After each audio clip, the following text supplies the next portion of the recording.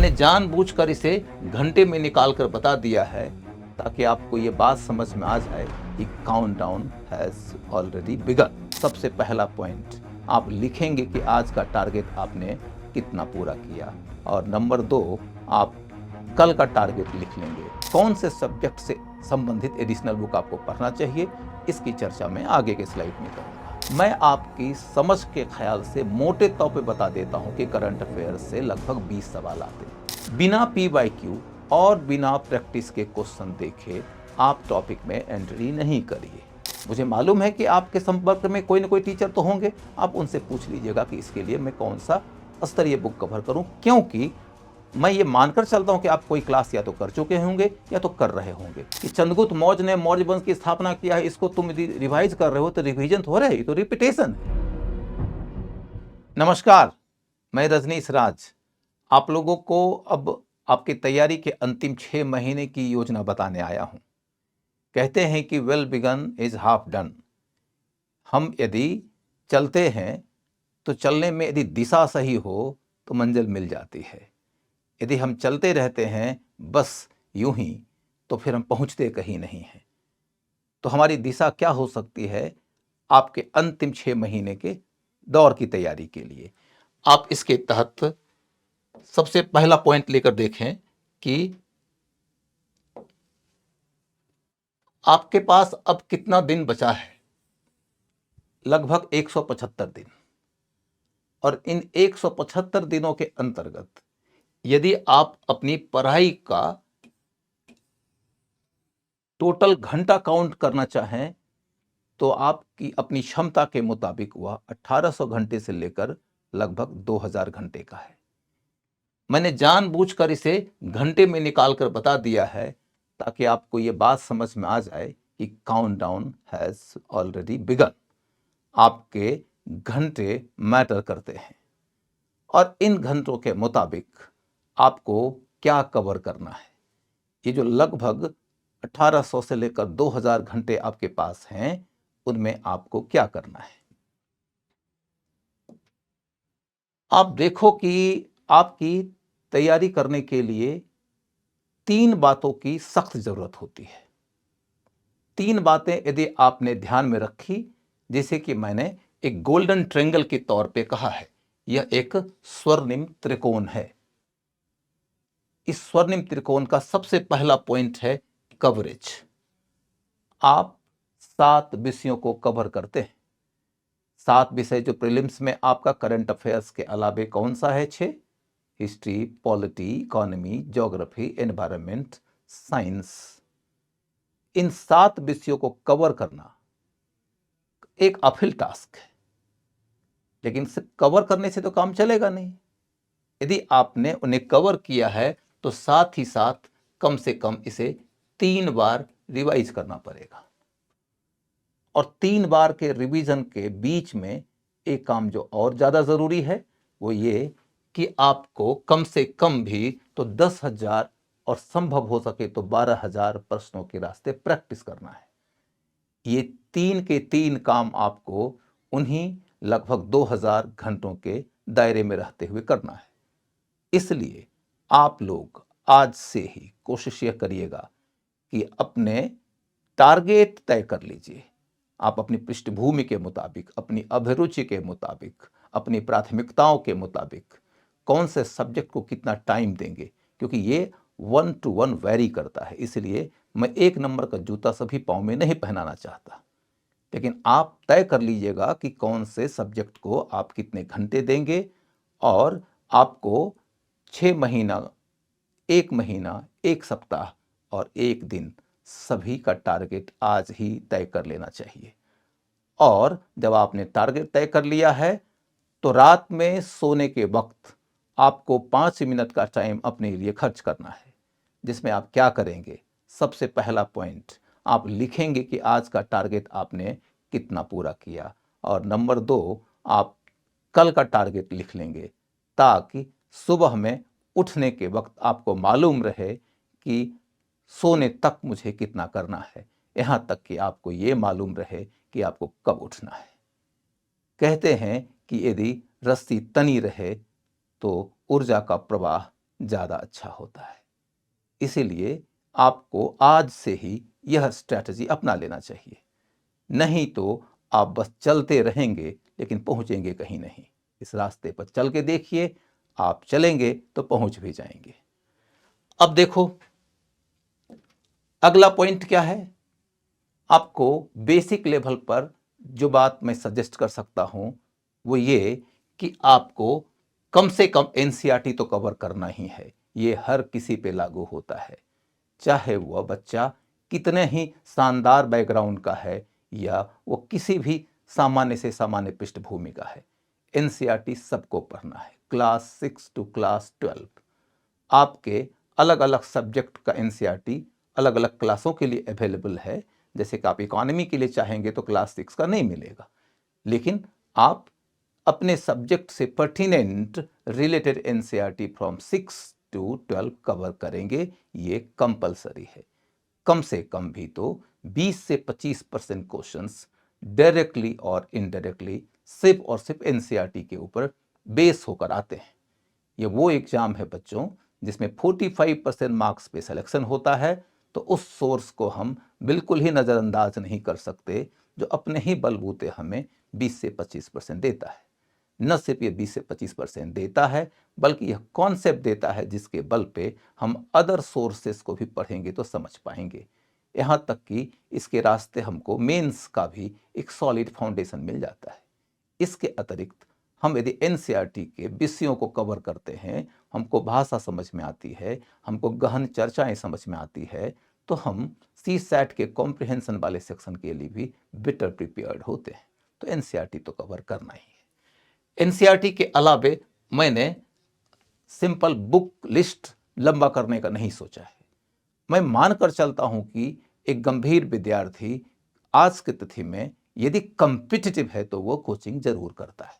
अतः आपको अपना क्लास नोट्स अपनी स्टडी में असेंशियली शामिल करना होगा। यदि आपको अपने टीचर और उनके क्लास नोट्स पर यकीन नहीं है तो उसकी बात अलग हो जाती है।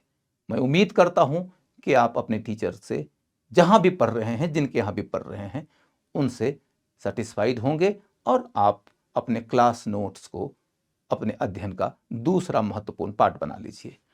और इसके अलावे कुछ सब्जेक्ट्स ऐसे होते हैं जिन सब्जेक्ट से संबंधित कुछ एडिशनल बुक्स आपको पढ़ना चाहिए। कौन से सब्जेक्ट से संबंधित एडिशनल बुक आपको पढ़ना चाहिए, इसकी चर्चा मैं आगे के स्लाइड में करूंगा। इसके पश्चात मामला आता है करंट अफेयर्स का। करंट अफेयर्स आपको हर हाल में रेगुलर ही करना चाहिए। यदि आप ये सोचते हैं कि हम पहले सारे विषय पढ़ लेते हैं फिर करंट अफेयर्स पढ़ लेंगे, तो पाइल अप इतना बड़ा हो जाएगा कि कवर कर ही नहीं पाइएगा आप। इसलिए मेरा सजेशन है कि आप करंट अफेयर्स रेगुलर करिए। और कितने दिनों का करंट अफेयर्स, तो आपकी परीक्षा की तिथि के 1 महीना पहले से पीछे का 12 महीना। यानी कि यदि मई के लास्ट में आपका एग्जाम है तो आप अप्रैल के लास्ट तक के करंट का कवरेज कीजिए। और यदि आप उसके पीछे के 12 महीने की ओर जाते हैं तो इसका मतलब हुआ कि पिछले अप्रैल से लेकर कवर करना शुरू कर दीजिए। कभी कभी एक आध क्वेश्चन ऐसा आ सकता है जो इसके दायरे से बाहर होगा, लेकिन उस एक आध क्वेश्चन को पकड़ने के लिए यदि आप पिछले साल, उसके पिछले साल, उसके पिछले साल आदि के करंट को कवर करने लगेंगे तो आपकी सारी की सारी तैयारी चौपट हो जाएगी। आपको ये समझना पड़ेगा कि यूपीएससी के प्रीलिम्स की तैयारी करने वाले बच्चे को 7 सब्जेक्ट्स की पढ़ाई करनी होती है और 6 सब्जेक्ट्स कन्वेंशनल होते हैं और 1 सब्जेक्ट करंट अफेयर्स का होता है। यदि आपने असाधारण रूप से करंट अफेयर्स को टाइम दिया और इसके कारण 6 आपके कन्वेंशनल सब्जेक्ट्स की उपेक्षा हो गई तो आपके फेल करने की गारंटी है। लेकिन यदि आपका 6 कन्वेंशनल सब्जेक्ट अच्छा हो गया और करंट से यदि कुछ क्वेश्चंस गलत हुए भी तो कोई दिक्कत की बात नहीं है, आप पास तो फिर भी कर जाएंगे और प्रीलिम्स में कोई टॉप करता नहीं है। इसलिए रणनीति पर यकीन कीजिए और कन्वेंशनल सब्जेक्ट्स को ऊपर फोकस कीजिए। क्लियर? अब अगले पॉइंट की ओर चलकर देखो तो मैं आपको एक विशेष फॉर्मूला दे रहा हूं। इस फॉर्मूला पर आप यकीन करिए, ये हजारों हजार विद्यार्थियों की कामयाबी का सीक्रेट बन चुका है। और इस फॉर्मूला से इतर तैयारी करने वाले लाखों लाख लोग एग्जाम के समय में विपदा का सामना कर चुके हैं। आपको इस बात पे यकीन करना है कि 7 के 7 विषयों के ऊपर बराबरी के साथ न्याय करना और उसके ऊपर कमांड करना सामान्यतया किसी भी स्टूडेंट के लिए मुश्किल होता है। मैं तो कहूंगा कि कुछ अपवाद स्वरूप छात्रों को छोड़ दीजिए, तो बाकियों के लिए असंभव होता है। रणनीति यही कहती है कि आप 3 सब्जेक्ट्स को एवरेज के लिए कवर करिए और 3 सब्जेक्ट्स को थोड़ा बढ़िया कवर करिए और एक करंट अफेयर से इसको भी अच्छे से कवर करिए। यानी कि मैं आपको 2 शब्द दे रहा हूं, एक है एक्स्ट्रा और एक है ऑर्डिनरी। 3 सब्जेक्ट्स ऐसे होने चाहिए जो सिर्फ और सिर्फ ऑर्डिनरी तरीके से कवर किया जाना चाहिए और 3 सब्जेक्ट्स ऐसे होने चाहिए जो एक्स्ट्रा ऑर्डिनरी तरीके से कवर किए जाने चाहिए। जब आप ऑर्डिनरी और एक्स्ट्रा ऑर्डिनरी की बात मुझसे पूछें तो मैं इसे एक लेयर नीचे जाकर एक्सप्लेन करता हूं। आपको पास करने के लिए कितना परसेंट मार्क्स चाहिए? लगभग 45%। मैं आपका टारगेट तय कर देता हूं। 3 सब्जेक्ट में यदि आपने 60% मार्क्स लिया और 3 सब्जेक्ट में आपके 30% मार्क्स रह गए और करंट अफेयर्स में भी आपने 60% मार्क्स ले लिया, तो आपका परफॉर्मेंस कहां जाएगा? मैं आपकी समझ के ख्याल से मोटे तौर पे बता देता हूं कि करंट अफेयर्स से लगभग 20 सवाल आते हैं। जब मैं 20 बोल रहा हूं तो मैं आपको यह भी बता दूं कि कुछ एक क्वेश्चंस ऐसे होते हैं जिनको आप इकोनॉमी में चाहें तो काउंट कर लें, करंट में चाहें तो काउंट कर लें, आप एनवायरनमेंट में काउंट करें या करंट में काउंट करें, आप उसे पॉलिटी में काउंट करें कि करंट में काउंट करें, आप उसको ज्योग्राफी में काउंट करें कि करंट में काउंट करें। इस तरीके से यदि आप चाहेंगे तो करंट के प्रश्नों की सूची बहुत लंबी कर सकते हैं, लेकिन मैं इसमें इंटरेस्टेड नहीं हूं क्योंकि आप करंट पढ़ते हैं तो उसका पर्पस ये नहीं होता है कि आप इकोनॉमी के मास्टर होना चाहते हैं, क्योंकि इकोनॉमी पढ़ते हैं तो उससे रिलेटेड करंट तो पढ़ते ही हैं। इसलिए मैंने करंट के लिए अलग से एक कैटेगरी बना दिया है और कहा कि इसमें आपके प्रश्नों की संख्या तकरीबन 20 होती है और 20 के अंदर यदि आप 60% मार्क्स लाना चाहते हैं तो कितना मार्क्स लाएंगे?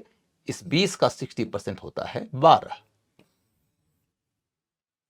यदि हमने 20 निकाल दिया करंट के लिए तो बच गए 80 6 विषयों के लिए। मैंने उस 80 को 2 भागों में बांट दिया, 3-3 के क्लब के अंदर। मान लीजिए कि ये 3 का क्लब है, इसके लिए 40 क्वेश्चंस बचे। ये फिर 3 का क्लब है, इसके लिए भी 40 क्वेश्चंस बचे। इन 40-40 के अंदर आपको तय करना है कि आप इसे एक्स्ट्रा ऑर्डिनरी की श्रेणी में रखना चाहते हैं या कि ऑर्डिनरी की श्रेणी में। आपकी पृष्ठभूमि के मुताबिक तय होगा। जरूरी नहीं है कि आप सब्जेक्ट का यही लॉट तय करें, वो आपकी रुचि और आपकी पृष्ठभूमि से तय होता है। सामान्यतया अपनी समझ के मुताबिक मैं ये कह सकता हूं कि ये 3 ऐसे सब्जेक्ट्स हैं जिन सब्जेक्ट्स के बीच से तैयारी करने के बाद परफॉर्मेंस का लेवल प्रायः ज्यादा रहा है। बहुत सारे बच्चे, particularly those students who belong to humanity, उनके लिए यह कठिनाई रही है कि यदि वो रीजनेबली अच्छी तैयारी कर भी लेते हैं तो भी एनवायरनमेंट के सेक्शन और साइंस के सेक्शन में उनका परफॉर्मेंस 60% के लेवल तक चला जाए, ये हो नहीं पाता। आर्ट्स के बच्चे इस लॉट में सिर्फ ज्योग्राफी के सेक्शन में चाहें तो अच्छा परफॉर्मेंस करके 60% कर सकते हैं। लेकिन यदि आप हिस्ट्री में टाइम देंगे तो ध्यान रखिएगा, हिस्ट्री टाइम मांगेगा, लेकिन हिस्ट्री में टाइम दे देंगे तो आप निश्चित तौर पर उसमें 60% या उससे ज्यादा कर सकते हैं। पॉलिटी के पीटी में आप 60% या उससे ज्यादा कर सकते हैं। Polity becomes bit different and difficult but only in mains, not up to that extent in PT. तो मेरा यह कहना है कि इसमें 40 क्वेश्चन के अंदर यदि आप 60% परफॉर्म करते हैं तो आप 24 क्वेश्चंस बना लेते हैं और इस कैटेगरी के अंदर यदि आप 30% भी परफॉर्म करते हैं तो आप 12 क्वेश्चन बना लेते हैं और इस कैटेगरी यानी इस 40 में 30%, यहां इसको मिटा दीजिए, इस 40 में 60% 24 हुआ, इस 40 में 30% के हिसाब से 12 हुआ और 20 क्वेश्चन करंट अफेयर्स का है और इसका 60% 12 हो गया। तो आप गौर करके देखेंगे 24, 12, 36, 12, 48। यदि आपने इतना परफॉर्म किया है तो फिर तो कोई आपको फेल करा ही नहीं सकता ना। सो मेरी स्ट्रैटेजी सिंपल है, 3+1+3। 3 सब्जेक्ट्स ऐसे जिसमें कि 60% मार्क्स आ जाए, 3 सब्जेक्ट्स ऐसे जिसमें कि 30% भी आ जाए तो कोई दिक्कत नहीं, और एक सब्जेक्ट करंट का जिसमें कि 60% मार्क्स आ जाए। इस स्ट्रैटेजी के तहत आपके पास करने की संभावना काफी प्रबल हो जाती है। कौन से 3 को आप रखना चाहते हैं 60% की कैटेगरी में, वो फिर आपके ऊपर मैं छोड़ देता हूं। ह्यूमैनिटीज के स्टूडेंट के लिए मेरा यही सजेशन रहेगा कि वो इसको 60% की श्रेणी में रख लें। यदि उनको यहां दिक्कत महसूस होती है तो वो इसको उसमें शामिल कर लें। स्वैपिंग सिर्फ और सिर्फ इन दोनों में करें यदि आप ह्यूमैनिटी के स्टूडेंट हैं तो। साइंस के स्टूडेंट्स के लिए लिबर्टी है, eight there liberty they can go for their preference. अब अगले पॉइंट की ओर चलिए। अगला पॉइंट कहता है हाउ टू कवर। यदि आप किसी भी एग्जाम की तैयारी करना चाहते हैं तो इसे छत पे चढ़ने की योजना की तरह सोच के देखो। ये नहीं है कि आप छलांग मारने लगेंगे तो आप पहले ही छलांग में 3rd फ्लोर पे चले जाएंगे। आपको चरणबद्धता निर्धारित करनी पड़ेगी। मैं आपको चरणबद्धता निर्धारित करके बता देता हूं। आपको सबसे पहला काम यह करना है कि कोई भी सब्जेक्ट पढ़ते हो, उसके अंदर कोई एक टॉपिक में जाते हो, उस टॉपिक से संबंधित एनसीईआरटी की किताब पढ़ते हो, उस किताब के पीछे जो प्रैक्टिस का क्वेश्चन दिया हुआ है उसे देखो और पीवाईक्यू देखो। बिना पीवाईक्यू और बिना प्रैक्टिस के क्वेश्चन देखे आप टॉपिक में एंट्री नहीं करिए। भले ही आपको पीवाईक्यू समझ में नहीं आ रहा हो, उसके क्वेश्चंस, उसके ऑप्शन समझ में नहीं आ रहे हो, कोई दिक्कत नहीं। अभी पीवाईक्यू का ये फर्स्ट राउंड का कवरेज है, इसके बाद भी हम कवर करेंगे। लेकिन एक दफा यदि आपने पीवाईक्यू देख लिया तो आप अपने बुक या अपने नोट्स या किसी भी डिटेल्ड स्टडी मटेरियल की ओर जाएंगे तो आपके दिमाग में प्रश्नों के पूछे जाने के बिंदुओं की एक ठोस सी समझ होगी। कहां से क्वेश्चन आ चुका है, कहां से आ सकता है, कौन से क्वेश्चन का ऑप्शन आपको पढ़ते हुए मिल जा रहा है। आपके दिमाग में ये बात चलेगी कि अगले क्वेश्चन में ये ऑप्शन में आ सकता है, यहां से क्वेश्चन के ऑप्शंस क्लोज किए जा सकते हैं, यहां से कंफ्यूज करा सकता है क्वेश्चन मेकर। ये सारी बातें आपके दिमाग में यदि चल रही है, इसका मतलब है कि आपका दिमाग उर्वर हो चुका है। आपकी जमीन में यदि हल चलाया जाएगा तो अभी के समय में बीज बोने से फसल आ सकता है। यदि आप पीवाईक्यू के बगैर ही चले गए हैं किताबों में पढ़ने के लिए तो लाखों लोग तो ये कर ही रहे हैं, लेकिन वो लाखों लोग फेल भी तो कर रहे हैं।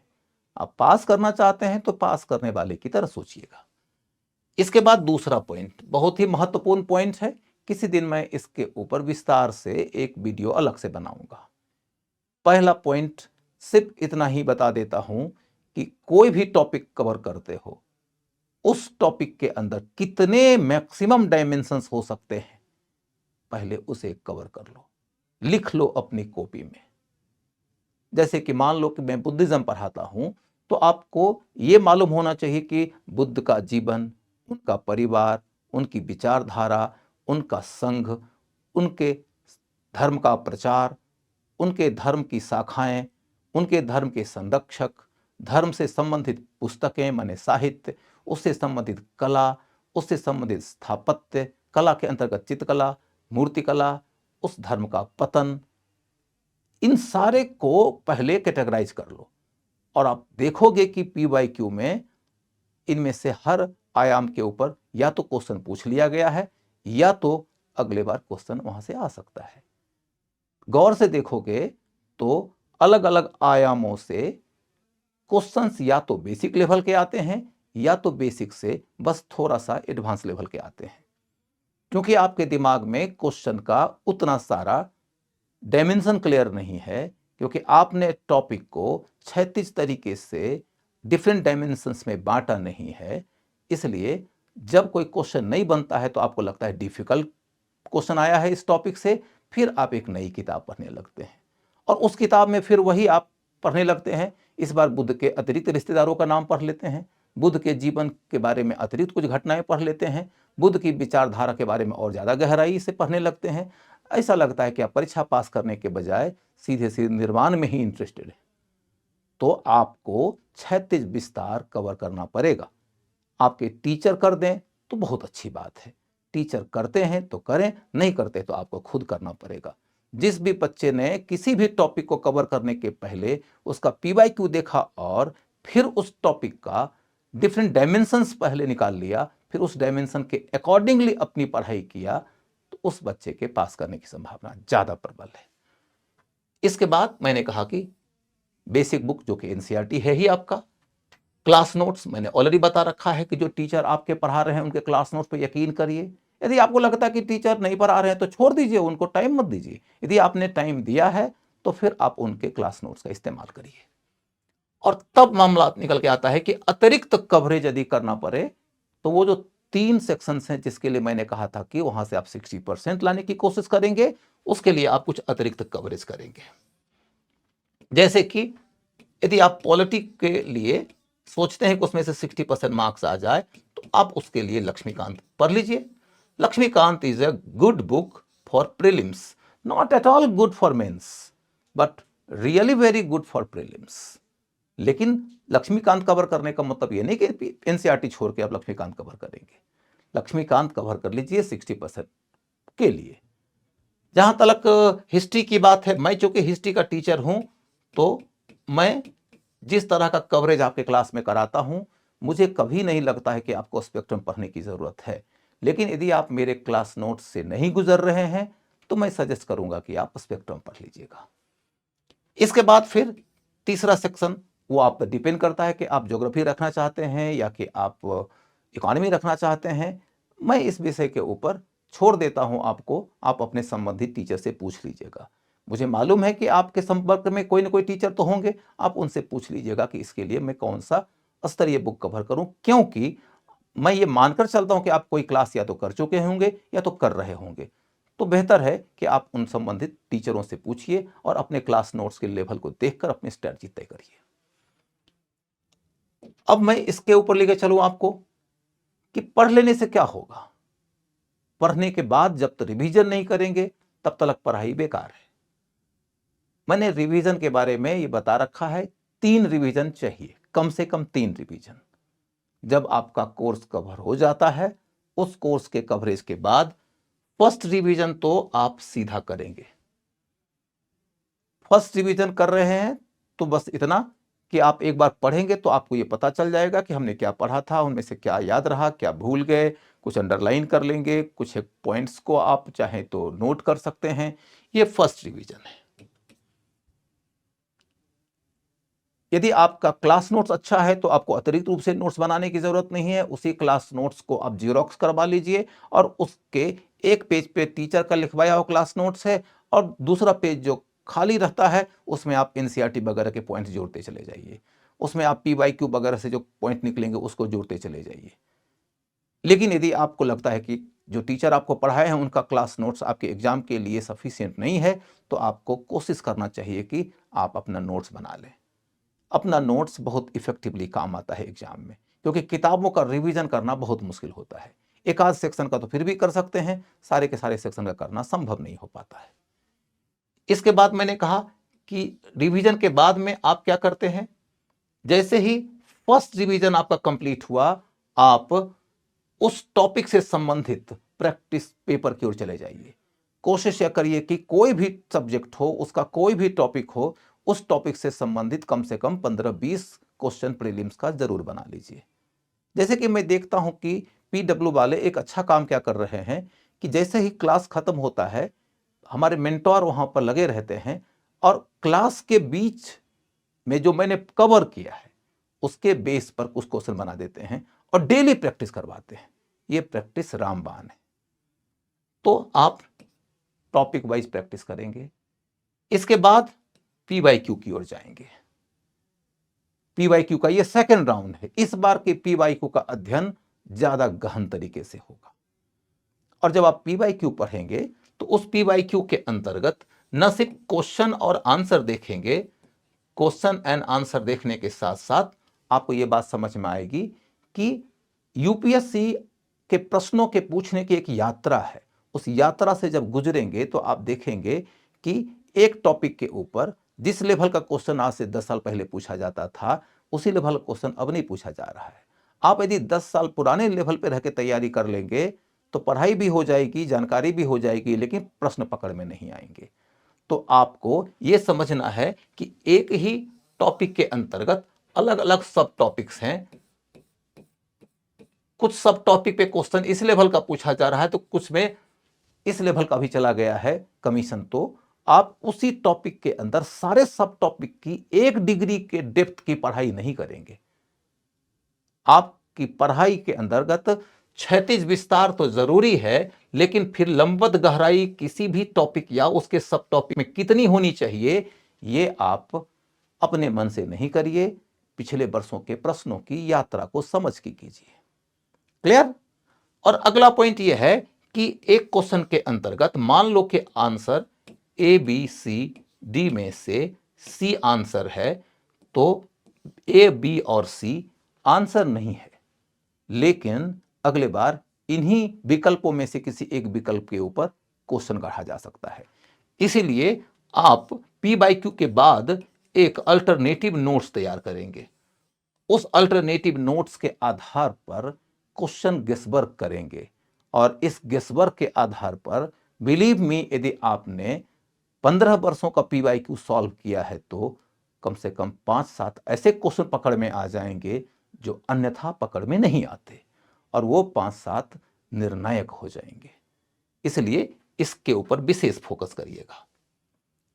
फिर मैं आपको एक अलग फॉर्मूला दे रहा हूं।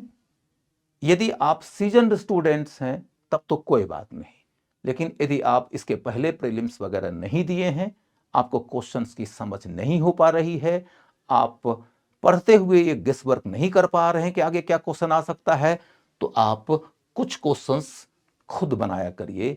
क्वेश्चन गढ़िए, उसके ऑप्शन गढ़िए। पहले 100-125 क्वेश्चंस तक आपको स्तरीय क्वेश्चन गढ़ने में कामयाबी नहीं मिलेगी, लेकिन फिर धीरे धीरे आपके मन का खेत हल के रास्ते जुत जाएगा। फिर उसके अंदर तमाम प्रकार के इंसाइट्स इवॉल्व होने लगेंगे, तमाम प्रकार की अंतर्दृष्टि बाहर निकलने लगेगी। ये लगने लगेगा कि हाँ देखो, यहां से क्वेश्चन आ सकता है, ये ऑप्शन आ सकता है, यहां से कंफ्यूज कर सकते हैं, यहां से कॉन्सेप्चुअल तरीके से ऑप्शन गढ़ा जा सकता है, यहां से क्लोज ऑप्शन दिया जा सकता है। ये बात जब आपके दिमाग में होने लगे तो पास करने का दिन समझिए कि नजदीक आ गया है। इसलिए आप सेल्फ मेड क्वेश्चंस करेंगे। यदि आपके पास में समय का क्रंच हो तो कम से कम उन 3 सेक्शन से जरूर कर लीजिए जिन 3 सेक्शन से संबंधित आपने 60% मार्क्स का टारगेट तय किया है। और करंट अफेयर से भी कोशिश करिएगा कि कम से कम 300 के आसपास क्वेश्चंस कर लें, और बाकी 3 सेक्शन से भी 300-300 क्वेश्चन यदि आपने किया है तो कुल मिलाकर लगभग 1200 के आसपास क्वेश्चंस ऐसे होने चाहिए जो आपने अपने हाथों से बनाया है। आप कहां से बनाएंगे? एनसीईआरटी की किताब से, अपने क्लास नोट से, और उस बुक से जिसको आपने एक्स्ट्रा ऑर्डिनरी कवरेज के लिए रखा है। क्योंकि आप उन्हीं को पढ़ चुके हैं, उन्हीं से क्वेश्चन बना रहे हैं, तो ये बहुत ही गहरा और परपेचुअल यूटिलिटी वाला रिवीजन सिद्ध होता है। इसके बाद तब सेकेंड रिवीजन करिएगा। सेकेंड रिवीजन इसके बाद जब करेंगे तो आपको लगेगा कि आपको सारी बातें याद हो चुकी है। इसके पश्चात आप टेस्ट पेपर के लिए जाएंगे। इसके पश्चात जब आप टेस्ट पेपर के लिए जाएंगे तो मेरा सुझाव है कि कम से कम आप 30 टेस्ट जरूर दीजिएगा। यदि संभव हो तो आप और भी ज्यादा दे सकते हैं तो दे दीजिए, लेकिन मिनिमम टेस्ट जो मैं आपको सजेस्ट करता हूं वो 30 टेस्ट का मतलब 3000 क्वेश्चंस। इसके अलावे PYQ के तहत कम से कम तो 2000 क्वेश्चंस। इसके अलावे प्रैक्टिस के तहत जो आपने क्वेश्चंस बनाया है उसके तहत कम से कम 3000 क्वेश्चंस, यानी कि 8000 क्वेश्चंस आपके हो चुके हैं। इसके अलावा मैंने कहा था कि कम से कम 1200 क्वेश्चंस आप अपने हाथ से बनाएंगे, तो 9200 क्वेश्चंस हो चुके हैं। मैंने कहा था कि कम से कम 10,000 क्वेश्चंस आप बनाएंगे। आप कुछ अतिरिक्त क्वेश्चंस जोड़ सकते हैं। आप अलग अलग पीसीएस के क्वेश्चंस का भी तो PYQ देख सकते हैं, संख्या अपने आप बढ़ जाएगी। इस तरीके से आप देखें तो मेरा यह कहना है कि टेस्ट के माध्यम से जो क्वेश्चंस आए हैं उनमें से कुछ क्वेश्चंस का उत्तर आपको मालूम होगा, कुछ का उत्तर नहीं मालूम होगा। जिसका उत्तर आपको मालूम होगा, हो सकता है कि आपको मालूम है कि ABCD में से आंसर C है, लेकिन मैं A के बारे में कंफर्म नहीं हूं, B के बारे में कंफर्म नहीं हूं, D के बारे में कंफर्म नहीं हूं। आप इन सब के बारे में अतिरिक्त रूप से नोट्स तैयार करेंगे तो जितने क्वेश्चंस आपने प्रैक्टिस किया है, चाहे टॉपिक वाइज प्रैक्टिस पेपर में, चाहे फुल लेंथ टेस्ट पेपर में, चाहे PYQ में, उनके ऊपर मैंने कहा था कि अलग से नोट्स तैयार कर लीजिए। उस नोट्स को अंतिम राउंड में रिवाइज करेंगे। यह हुआ आपका थर्ड राउंड का रिवीजन। थर्ड राउंड के रिवीजन में सिर्फ और सिर्फ आप अपने बेसिक नोट्स को रिवाइज नहीं करेंगे कि चंद्रगुप्त मौर्य ने मौर्य वंश की स्थापना किया है, इसको तुम रिवाइज कर रहे हो तो रिवीजन तो हो रहा है, तो रिपीटेशन है। Your revision needs to be scientific. इसलिए मैं आपको सजेस्ट करूंगा कि आप थर्ड राउंड का रिवीजन इस तरीके से करिएगा। लास्ट पॉइंट क्या है बच्चों? तो सिंपल रिवीजन की बात आ गई कि फाइनली मैंने कहा था कि आप जब कवर करने लगेंगे सारे सब्जेक्ट्स को तो कम से कम 5000 पेज की पढ़ाई होगी। 5000 page for conventional 6 subjects, 1000 page current affairs. इसके बाद फिर लगभग 10,000 से 12,000 क्वेश्चंस का प्रैक्टिस, 3 बार का रिवीजन और लास्ट राउंड बुलेट नोट्स का रिवीजन होना चाहिए। ये बुलेट नोट्स किसके होंगे? उसके होंगे जो क्वेश्चन आपने प्रैक्टिस किया है उसके ऊपर जो अतिरिक्त ऑप्शंस थे जिनके बारे में आप नहीं जानते थे, आपने उसके लिए अलग से प्रिपेयर किया। इसके लिए आप चाहें तो अपने NCERT, अपने नोट्स, अपने क्लास नोट्स, अपने एडिशनल बुक या जरूरत पड़े तो जो ChatGPT वगैरह है उसका भी इस्तेमाल कर लीजिएगा। उससे यहाँ इनरीच करते हैं और उसी को लास्ट मोमेंट में रिवाइज करते हैं। यही रिवीजन आपको परीक्षा पास कराने की ओर ले जाएगा। आज इतना ही। नमस्कार, टेक केयर।